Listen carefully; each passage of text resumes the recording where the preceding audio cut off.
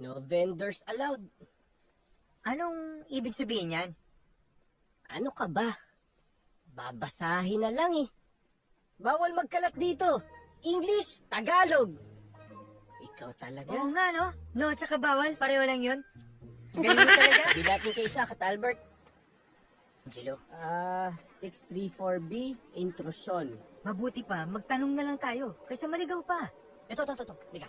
Kuya, excuse me po pwede magtanong?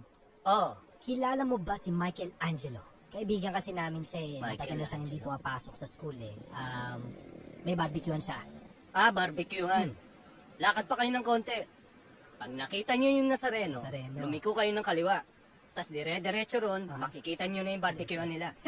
Thank you. Isa pa. Ha? Pakiulit po. Lakad ng konti, Nazareno. Nazareno. Liko ng kaliwa, lakad ng konti,